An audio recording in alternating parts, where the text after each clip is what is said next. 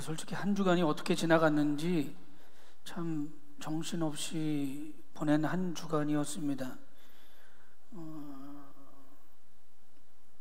아마 오늘 설교를 미리 준비해 놓지 않았더라면 설교를 어떻게 준비할까라고 하는 생각도 들었을 겁니다.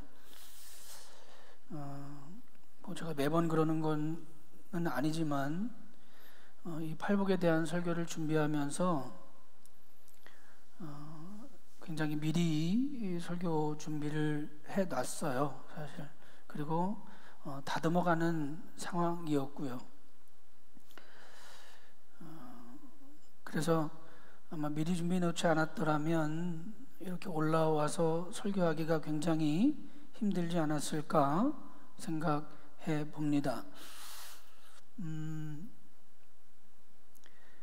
오늘 본문은 우리가 읽은 전체 본문 중에 4절 애통해 하는 자는 복이 있나니 그들이 위로를 받을 것이며 라는 본문입니다.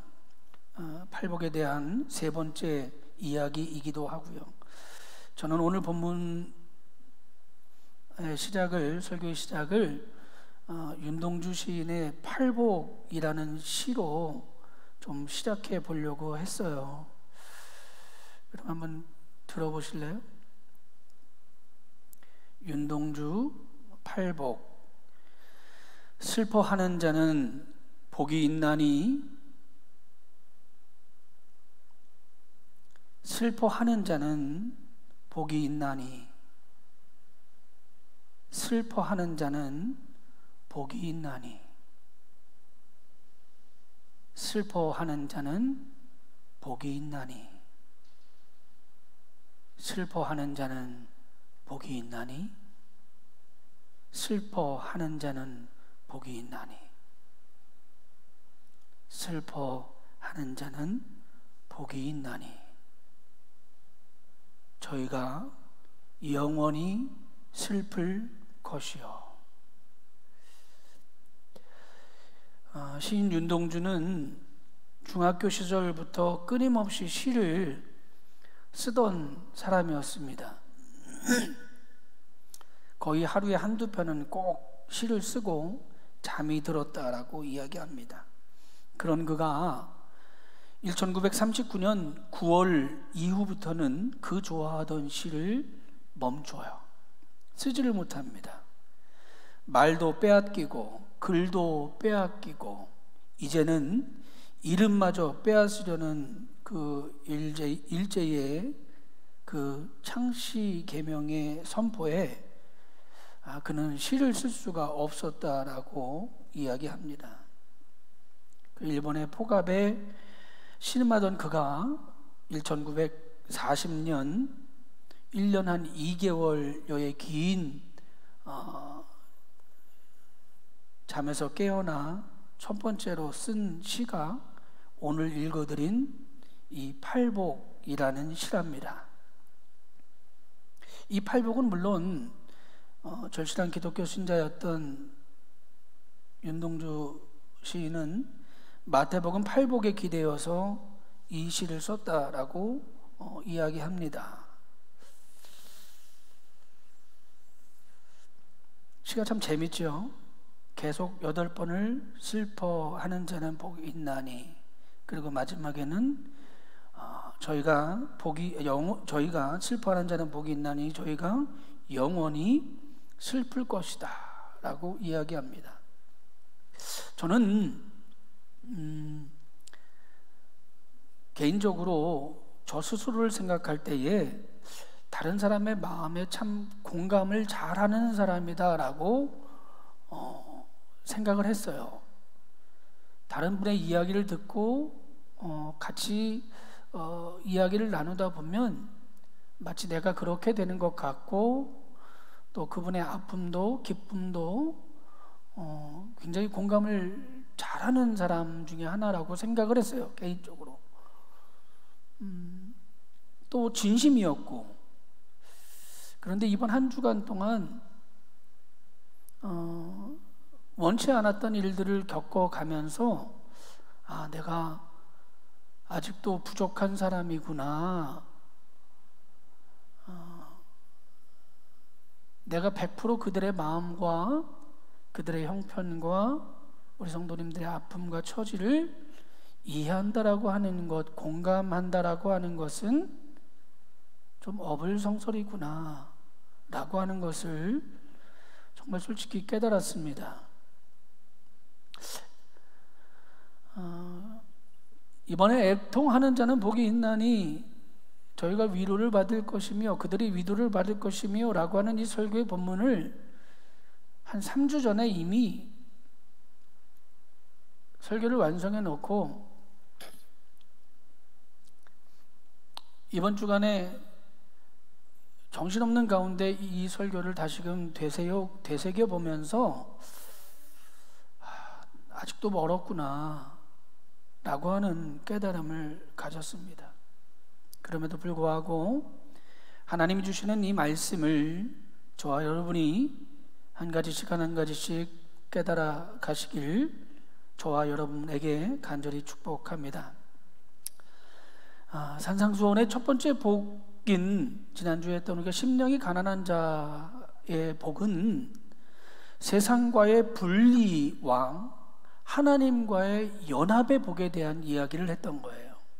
심령이 가난하다라고 하는 것은 우리가 세상과 분리되어져야 되고 단 하나님과는 연합되어진 것이 심령이 가난한 자의 복의 핵심이다라고 하는 이야기를 했고, 오늘 두 번째 축복인 애통한 자는 우리에게 무엇보다도 이웃의 상황과 또한 아픔에 다가가 느끼게 하며 또 하나님의 국률 위에는, 하나님의 위로 외에는 줄 수 있는 것이 없다라고 하는 것을 말씀하는 것이 오늘 본문의 이야기입니다.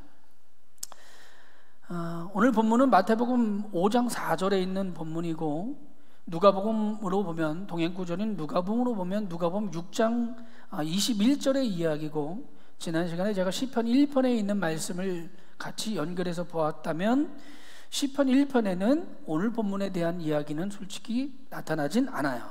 물론 시편 1편에 있는 내재적인 내용이 이미 이 내용을 포함하고 있기는 합니다. 시편 1편 1절을 제가 다시 한번 읽겠습니다. 복이 있는 사람은 악인들의 꾀를 따르지 아니하며 죄인들의 길에 서지 아니하며 오만한 자들의 자리에 앉지 아니하고. 여러분, 이 시편 1편에 있는 이 말씀은 마태복음 5장에 있는 팔복의 이야기에 어찌 보면 농축액이라고도 할 수 있어요. 그리고 누가복음 6장 21절에 우는 자와 같은 맥락의 이야기이기도 합니다. 우리가 이 복이라고 하는 이야기를 할 때에 제가 첫날도 그런 얘기를 했지만, 복이라고 하는 이야기를 할 때 우리가 정말 조심해야 될 것이 뭐냐면, 이 복을 조건적으로 생각하면 안 된다라는 거예요. 내가 착하게 살았으니까, 내가 열심히 하나님을 섬겼으니까 하나님이 내게 복 주시는 것. 성경은 계속해서 하시는 말씀이 뭐냐면, 축복의 선언은 조건적이 아니라 이미 그 대상인, 말씀의 대상인 마태복음 5장 1절에 무리들 속에서, 무리에게 선포하셔도 되는데 무리들 속에서 그 제자들을 택하여 부르셨다라는 내용이 먼저 나오거든요. 부르신 그 제자들에게 이 산상수훈과 팔복의 말씀을 하시는 모습을 보면 이미 제자된 그들에게, 선택된 그들에게 가난과 곧 배고픔과 슬픔이 본래적으로 내재되어져 있는 모습이 되어져야 된다라고 하는 것을 말씀하고 있는 거예요. 즉 우리가 마태복음 4장을 지난주에 살펴보았던 것처럼 이미 마태복음 4장엔 제자 그들을 선포, 이렇게 부르심으로 말미암아 이 말씀, 마태복음 5장의 말씀을 누구에게 전하기를 원하고 계신가라는 대상을 분명히 묶어놓고 계시다라는 얘기예요.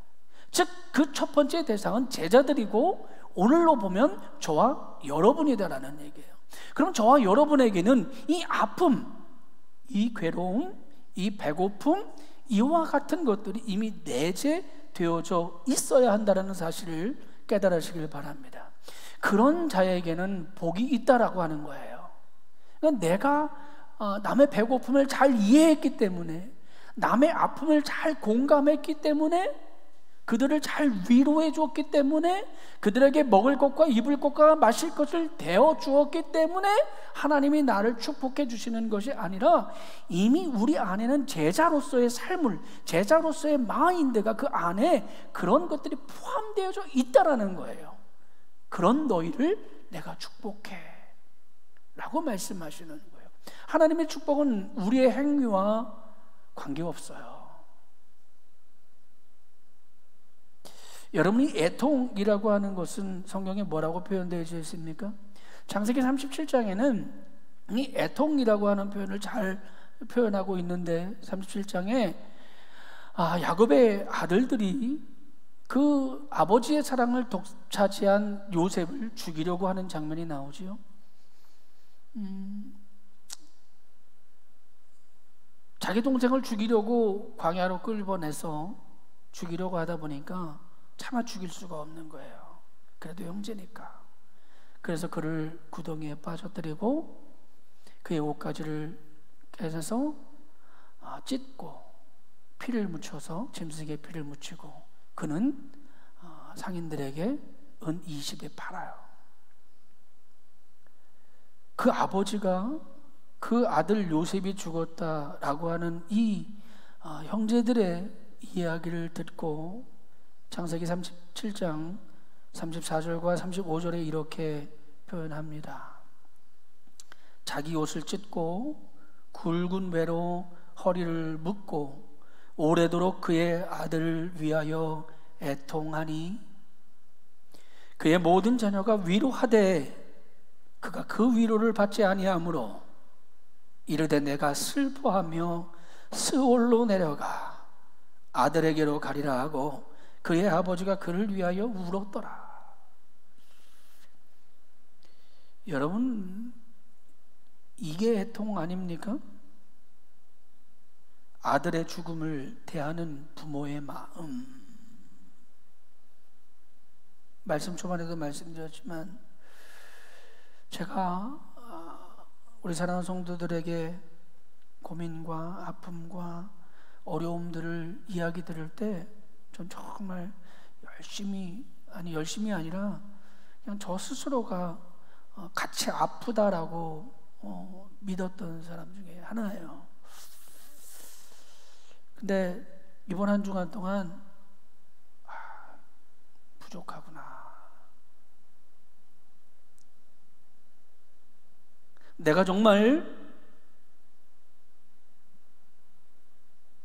요셉의 죽음을 들은 그 아버지의 애통함이 내게 있었는가? 자기의 옷을 찢고 굵은 배로 허리를 묶고 오래도록 아파하는데 자기 아들들이 와서 아버지 슬퍼하지 마세요 라고 말할 때 그 말조차 귀에 들어오지 않아서 계속해서 울며 아파하던 그 야곱의 마음이 내게는 있었는가? 정말 슬프더라고요. 저희 아이들 앞에서는 담대하게 이야기했고 별일 아닌 것처럼 이야기했지만 속으로는 떨리고 불안하고 아팠던 마음들이 기억이 납니다.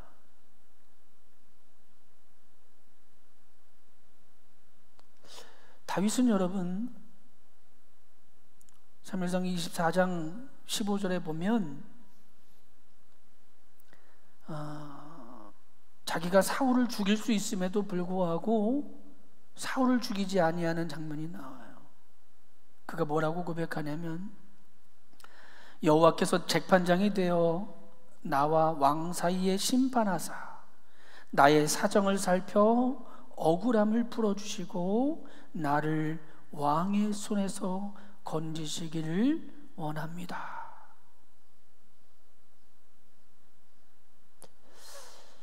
진정한 애통이란 뭘까? 하나님이 원하시는 애통은 이렇게 말해요. 너가 억울하고 죽을 듯이 고통스럽고 지금 당장 원수를 갚고 싶지만 하나님께서 너의 재판장이 되어 달라고, 아니 하나님께서 나의 재판장이 되어 주실 것이라는 이 믿음의 마음, 이것이 하나님이 원하시는 진정한 애통함이다. 우리는 억울하고 아프고 괴로우면 내가 무언가 갚아보려고 하고 내가 할 수 있을 때라면 능히 그것을 행하려고 하는 것이 우리의 마음인데 다윗은 아니라는 거예요.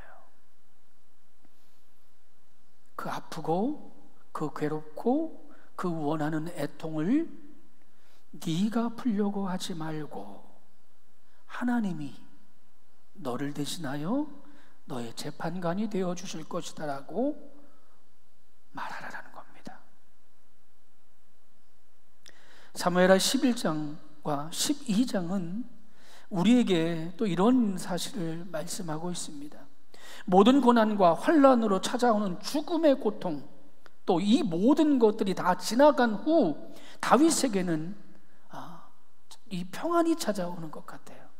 그가 사울에게 쫓겨다니고 아픔을 당하고, 즉 쫓겨다니면서 입지 못하고 먹지 못하고 마시지 못하고 그 광야를 헤매면서 죽음의 문턱을 다니는 어떤 그 모든 것들을 마친 그 상황, 사무엘하 11장 12장에 있는 그 이후에 오는 평안함. 여러분, 그때 이 다윗이 경험한 것이 뭡니까? 그 평안함에서 그는 밧세바를 취하고자 해요. 우리아를 속였고 밧세바를 임신시킵니다. 그리고 그 임신을 속이려고 우리아를 죽게 만들어요. 선지자 나단은 다윗에게 찾아가 다윗의 죄를 깨닫게 합니다. 여기까지는 하나님께서 원하시는 그 애통함의 견본함을 볼 수 있어요. 이게 11장, 12장에 나오는 이야기예요. 그런데 죄를 깨닫게 하시는 그 하나님, 다윗에게 죄의 싹신 바나바에게서 낳은 아이를 치시고 하나님 그를 앓게 하세요. 다윗은 그 아이를 위해서 이렇게 간구합니다. 다윗이 이 아이를 위하여 하나님께 간구하되 다윗이 금식하고 안에 들어가 밤새도록 엎드렸다. 그 집에 늙은 자들이 곁에 서서 다윗을 땅에서 일으키려고 하고 그를 세워 무언가 먹게 하려고 해도 왕이 듣지 아니하고 먹지 아니했다라고 성경은 말합니다. 여기까지는 앞에 말했던 야곱의 애통함과 비슷하죠. 우리의 애통함과도 비슷한 것 같습니다. 그런데 정말 하나님이 원하는 애통함은 그 뒤에 있어요. 우리 여러분 한번 찾아서 읽어보시기 바랍니다. 사무엘하 12장 20절입니다. 우리 PPT 화면에 있으면 같이 읽겠습니다. 사무엘하 12장 20절입니다. 같이 합니다. 시작. 다윗이 땅에서 일어나 몸을 씻고 기름을 바르고 의복을 갈아입고 여호와의 전에 들어가 경배하고 왕궁으로 돌아와 명령하여 음식을 그 앞에 차려가고 먹은지라. 여러분, 모든 사람들은, 모든 신하들은, 주변의 모든 사람들은 다윗이 그의 아들이 죽었다는 소식을 접하고 더 아파하고 더 많은 눈물을 흘리며 더 많은 상심 속에 빠져 있을 거라고 생각했어요. 그런데 이 다윗이 그 죽음의 소식을 듣자 언제 그런 일이 있었냐는 듯이 싹 털고 일어나 옷을 갈아입고 식사를 합니다. 사람들이 놀래요. 어찌 그럴 수 있을까? 다윗을 냉정한 사람이라고 주변의 사람들은 생각을 해요. 저도 이번 한 주간 이 말씀을 읽으면서 여기까지가 내 모습이 아니었나라고 생각했어요. 나도 같이 아파하고, 나도 같이 기도하고, 나도 같이 고민하고. 근데 하나님은 거기가 끝이 아니랍니다. 다윗의 대답 속에 이 하나님께서 원하시는 애통함이 있어요. 사무엘하 12장 22절로 23절입니다. 이르되 아기가 살았을 때에 내가 금식하고 운 것은 혹시 여호와께서 나를 불쌍히 여기사 아이를 살려주실지 누가 알까 생각함이거니와 지금은 죽었으니 내가 어찌 금식하랴? 내가 다시 돌아오게 할 수 있느냐? 나는 그에게로 가려니와 그는 내게로 돌아오지 아니하리라 하니라. 아멘. 여러분, 하나님께서 원하시는 애통함이란 하나님을 향한 전적 신뢰를 바탕으로 되어져야 된다라고 성경이 말씀하고 있는 거예요. 하나님께서 하신 일에 대한 반박이나 원망이 아니다라고 하는 거예요. 우리는 하나님이 이 일을 이루신 이 애통함에 대해서, 이 아픔에 대해서, 타인의 아픔이든 내 아픔이든 내 괴로움이든 타인의 괴로움이든 이 결정되어진 이것에 대해서 왜 이랬을까? 왜 그랬을까? 이렇게 되면 어떻게 하지? 라고 생각하고 그것에 대해서 아파하고 괴로워하는 것까지는 누구나 다 할 수 있고, 같이 위로해 줄 수 있고 같이 끌어안아 줄 수 있는 것은 누구나 다 할 수 있는 일인데, 그 일어난 결과에 대하여 다윗처럼 모든 것을 내려놓고 하나님이 하셨습니다.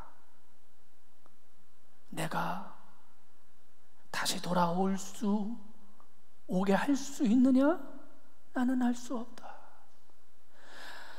나는 그에게로 갈 수는 있으나, 나는 죽을 수 있으나 죽은 그 아이는 내게로 이제 다시 돌아오지 아니한다. 그러니 나는 이제 하나님의 뜻에 순종한다. 이것이 애통함의 결정판이라고 성경은 말합니다.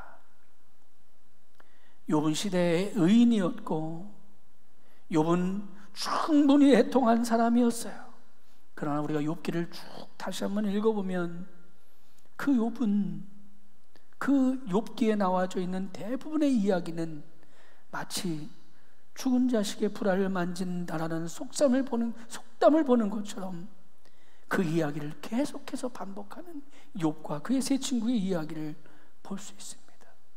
철저히 아파서 괴로워하고 죽기까지 기도하지만 여러분, 하나님께서 결정하시고 그 결론을 지어주시면 그 결과에 순복할 줄 아는 애통,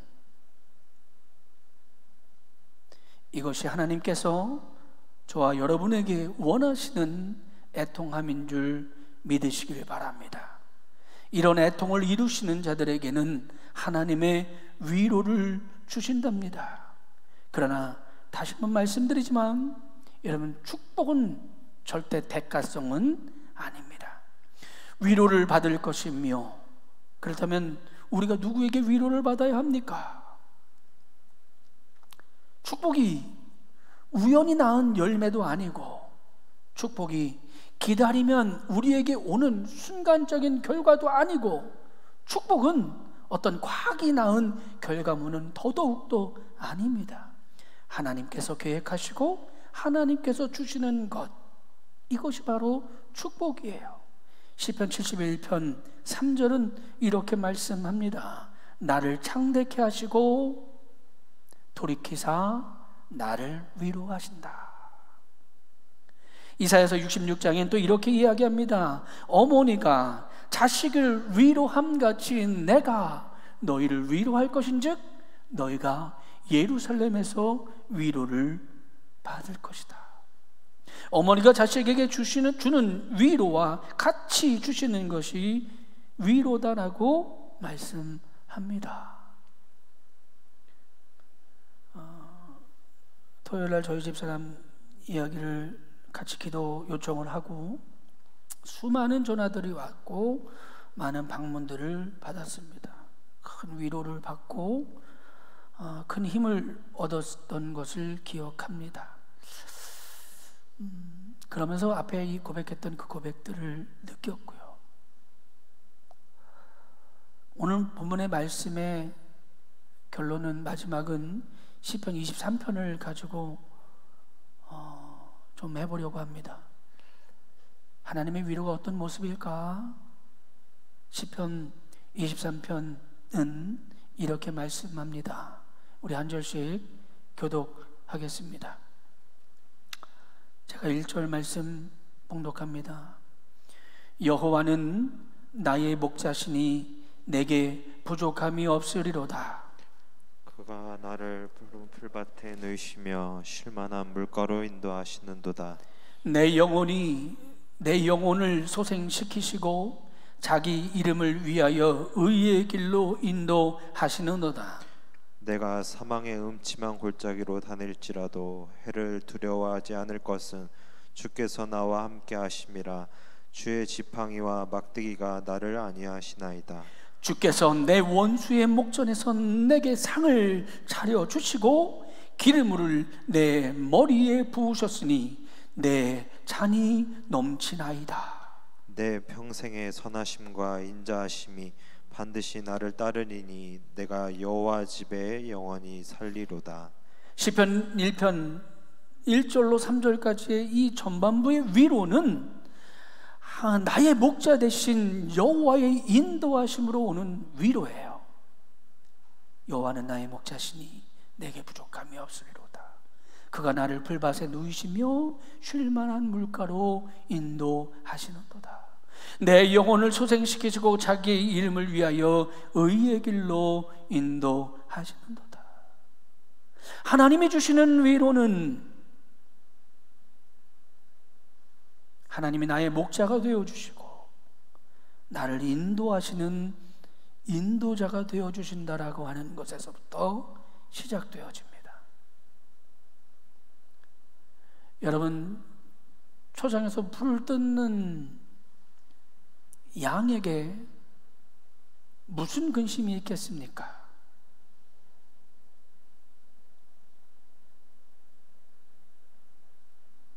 먹을 것이 떨어지면 푸른 초장으로 나를 움직이고, 마실 물이 없으면 쉴 만한 물가로 나를 인도하는 목자가 자기들에게 있는데, 그 목자의 입에서 자기의 이름이 불리면 그 양이 목자를 향하여 뛰어가는 것을 봅니다. 여러분과 제가, 여러분 애통함이 있다면 그분이 여러분의 목자가 되어주신다면 저와 여러분에게는 근심도 걱정도 사라질 줄 믿습니다. 성경을 보면 그 양이 자기가 원하는 대로 갈 때에 우리는 다 그릇 행하여 양과 같거늘, 자기가 자기 원하는 곳으로 갈 때에 그들이 낭떠러지에도 떨어지고 쉴만한 물가로도 벗어나고 푸른 초장 위에서도 어글러 가는 것을 알 수가 있어요. 그 양이 목자의 품 안에 있으면, 하나님 안에 있으면, 하나님이 인도해 주시면 우리는 하나님이 주시는 참된 위로를 자연스럽게 느끼게 될 줄 저는 믿습니다. 이사야서 40장 10절로 11절은 이렇게 말합니다. 보라, 주 여호와께서 장차 강한 자로 임하실 것이요 그의 친히 그의 팔로 다스릴 것이라. 보라, 상급이 그에게 있고 보응이 그의 앞에 있으며 그는 목자같이 양떼를 먹이시며 어린 양을 그 팔로 모아 품에 안으시며 젖먹이는 암컷들을 온순히 인도하시리로다. 시편 4절부터는 이렇게 말합니다. 내가 사망의 음침한 골짜기로 다닐지라도 해를 두려워하지 않을 것은 주께서 나와 함께 하심이라. 주의 지팡이와 막대기가 나를 안위하시나이다. 우리가 연약하여서 사막의 음침한 골짜기로 다니며 우리가 아파해도 여러분, 우리가 그것을 두려워할 필요가 없는 것은 요한일서 4장 4절에 있는 말씀처럼 자녀들아, 너희는 하나님께 속하였고 또 그들을 이기었나니 이는 너희 안에 계신 이가 세상에 있는 자보다 크심이라 라고 하는 말씀 때문입니다. 우리 사랑하는 성도 여러분, 보십시오.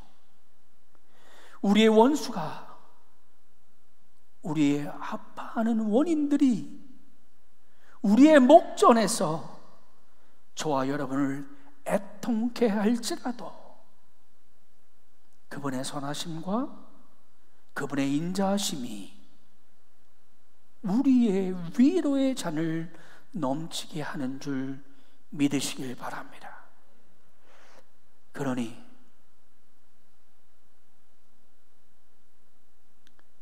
여러분, 애통해하는 것을 두려워하지 마시고 저와 함께 여호와의 집에 영원히 거하시기를 축복합니다.